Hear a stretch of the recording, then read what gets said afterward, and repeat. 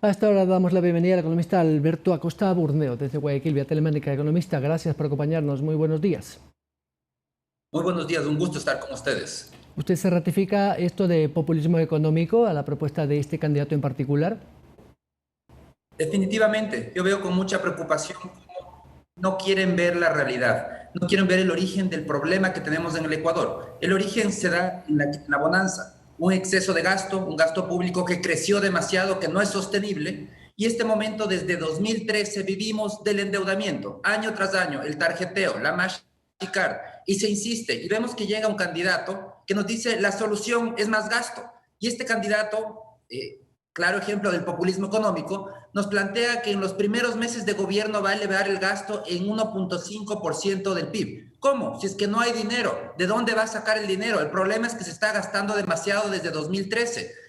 La respuesta es muy sencilla, él la encuentra, dice muy suelto de huesos, dice que va a aplicar política monetaria creativa, es decir, emisión de dinero sin respaldo, el dinero electrónico, que al final del día es una manera de financiar el déficit a través de un impuesto que lo pagamos todos, especialmente los más pobres, que es el impuesto a inflación, además del costo que sería de tener que perder la dolarización en el proceso. Eso es uno de los temas que quizás para algunos votantes o ciudadanos de a pie puede preocuparles, porque si algo nos ha dado la dolarización al margen de cualquier gobierno, ideológicamente hablando, es 20 años de estabilidad económica. Aunque muchos digan que Ecuador se ha hecho caro por la dolarización, no es menos cierto que el poder adquisitivo ha mejorado notablemente, y esto corre riesgo efectivamente con una propuesta como la del señor Arauz. Definitivamente hay un riesgo, porque lo que nos está diciendo es que va a seguir gastando y que va a obtener recursos a través de una política monetaria creativa, a través de emisión de dinero. ¿Por qué digo que emitir dinero es salir de la dolarización? Porque no seríamos el único país que lo haya hecho. Y esta senda ya la siguió Zimbabue. Es la receta de Zimbabue, un país que fue dolarizado y que se desdolarizó por el excesivo gasto público financiado emitiendo bonos electrónicos en el caso de Zimbabue. El resultado fue que los dólares verdaderos desaparecieron del mercado de Zimbabue y terminó desdolarizándose, porque en economía hay una ley que se conoce como la ley de Gresham, en donde el dinero malo desplaza siempre al dinero bueno. Y es lo que sucedió en Zimbabue. El dinero malo, los bonos emitidos por el gobierno inundaron el mercado y el dinero bueno, los dólares verdes, los billetes de verdad, desaparecieron del mercado. No tenemos que repetir las malas experiencias internacionales. ¿Por qué no copiamos las buenas experiencias? Experiencias de cómo generar riqueza, no vía más gasto público, sino haciendo un entorno favorable a la inversión. Ese es el gran desafío que tampoco lo entiende este candidato, porque plantea un impuesto al patrimonio, que es otra manera de ahuyentar la inversión. ¿Qué mensaje le está dando al inversionista, al que tiene recursos? No invierta en el Ecuador, váyase a Colombia, váyase a Perú, a cualquier país de la región que le dé la gana, pero al Ecuador no venga porque aquí le vamos a castigar, porque aparte de tener una carga impositiva, una carga corporativa más alta de la región, 42,6% es la carga en el Ecuador, superior al promedio regional de 31,6%. Aparte de eso, nos están diciendo vamos a crear nuevas cargas, un impuesto al patrimonio que va a justamente a desalentar a quien puede querer invertir, traer capitales al Ecuador para poder producir, generar riqueza, generar empleo, generar bienestar. Ahora, uno de los temas que efectivamente ha dicho el expresidente y ahora prontuario de la justicia y condenado por corrupción es que si la dolarización fuera buena, otros países de la región la hubieran implementado hace años. No sé si esto tenga una lógica económica. Si todos los países fuesen tan irresponsables en el manejo monetario, si fuesen tan proclives al populismo económico como lo fue el Ecuador, no lo dude que todo el mundo ya se hubiera dolarizado. El asunto es que hay países que sí han sabido manejar bien sus monedas. El Ecuador no ha sabido. Y vemos que todavía no sabe, no tiene las herramientas para hacerlo cuando existen candidatos que plantean seguir elevando gasto vía emisión de dinero. Esto demuestra que no estamos preparados para manejar una moneda propia. Significa que la dolarización fue una gran herramienta para los ciudadanos para defenderse, para sacar la mano de los políticos de sus bolsillos, porque los políticos a través de la emisión de dinero lo que hacían era financiar gasto público, yéndose en contra del poder de compra de los ciudadanos. El dinero cada vez alcanzaba para menos, todos los meses, todos los años había incrementos salariales que eran insuficientes frente a la inflación galopante. Eso es algo que no podemos y los ciudadanos no vamos a aceptar regresar. la dolarización quitó esas manos de los políticos de nuestros bolsillos, nos dio tranquilidad, nos permitió pensar en el largo plazo, endeudarnos en una casa a 20 años, algo imposible, impensable cuando teníamos la moneda propia, secuestrada por políticos populistas.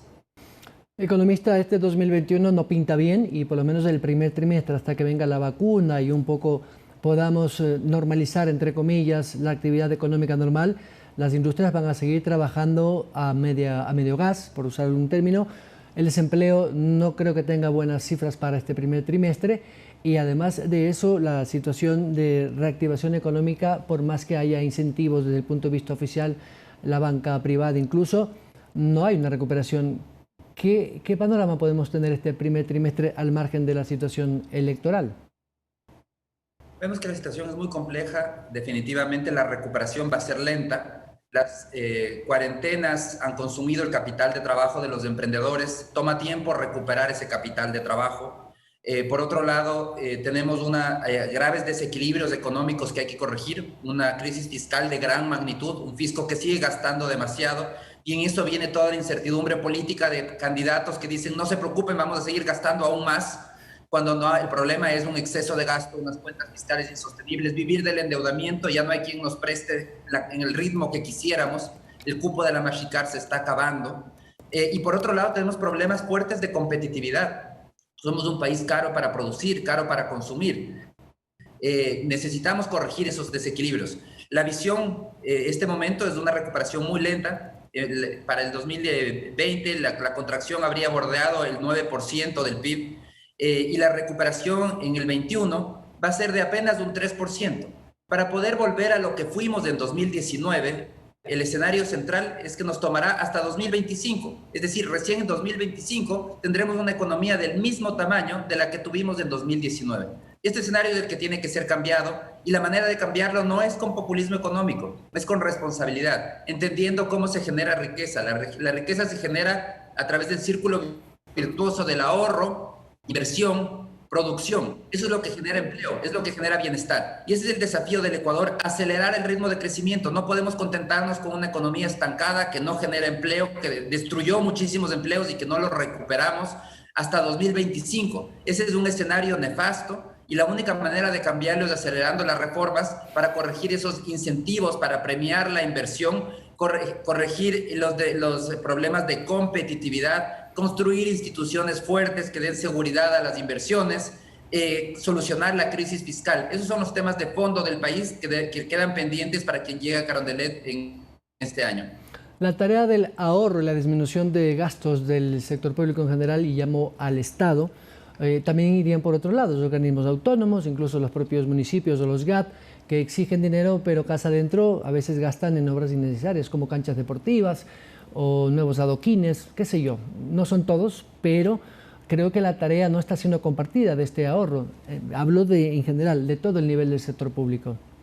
Definitivamente, es que el gasto público tiene que ser corregido a todo nivel, desde los gobiernos locales hasta el gobierno central. ¿Y qué es lo que se debe aplicar? Son 3 principios básicos. El primero, priorizar gasto. ¿Priorizar en qué? En el ciudadano. Invertir en el ciudadano, en salud, educación, seguridad. Eso es prioritario. Todo lo demás debe ser reducido o eliminado. Pero en el ciudadano debe cada vez utilizarse más recursos invirtiendo en el ciudadano. Segundo, necesitamos calidad del gasto. Lamentablemente estamos llenos de obras sobredimensionadas, de herencia de la bonanza, obras mal hechas. Todo eso es falta de calidad en el gasto. Tercero, transparencia. Vemos cómo la corrupción se lleva el Estado en peso. Tenemos que cambiar las normas para las compras públicas, transparentar todos los procesos de contratación pública para que sean a la luz del día vía licitaciones y no a través de acuerdos a dedo, repartición de contratos jugosos entre compadres. Entonces, resumiendo, necesitamos priorizar el gasto para que se invierta en lo que realmente importa, el ciudadano. ¿Qué le cambia la vida al ciudadano? Salud, educación, seguridad. Necesitamos calidad en ese gasto y transparencia. Y estos 3 principios tienen que aplicarse a todo nivel. Gobiernos seccionales, gobierno central, instituciones públicas. Todo nivel del Estado se debe aplicar el mismo concepto y de esa manera reenfocar el Estado para tener un Estado que sirva al ciudadano y no ciudadanos que permanentemente tengan que estar pagando más impuestos para trabajar para un Estado que no les sirve sino solamente a quienes lo manejan, a los políticos de turno. Economista, para los ingresos, va a ser complicado. El precio del petróleo sigue por debajo de los $50, más o menos del castigo. Según el WTI, abrirá para este mes de enero en 45 en promedio, lo cual implica que no estamos llegando ni siquiera al promedio que tenemos para el presupuesto o el ejercicio fiscal del 2020. Pero sí, los productos de la canasta agroexportable que dieron la cara, el banano y el camarón, sobre todo, fueron los que mejor ingreso presentaron al PIB, con casi 5.000 millones de dólares. Usted me corrige si me equivoco. ¿Será la tónica de este primer trimestre igual? Es decir, ¿los agroexportables serán los que traigan divisas? Bueno, vemos con mucho agrado cómo quienes sacaron la cara en este año, un año extremadamente difícil, fue justamente esos productos de agroexportación, el banano, el camarón. El desafío es seguir impulsando, abriendo mercados, y yo creo que eso va a ser una realidad en lo que continúa del año, y tenemos que continuar abriendo nuevos mercados para esos productos. Esa es una tarea que no puede esperar, un acuerdo comercial con Estados Unidos y con otros países, una tarea que ha sido relegada, porque lamentablemente el Ecuador se cerró, buscó esa sustitución de importaciones que nos volvió a un país caro, y mientras tanto dejamos de lado una tarea que sí hicieron los países vecinos, que es abrir mercados para poder seguir expandiendo sus exportaciones. Ese es el gran desafío del Ecuador también para poder acelerar el crecimiento económico.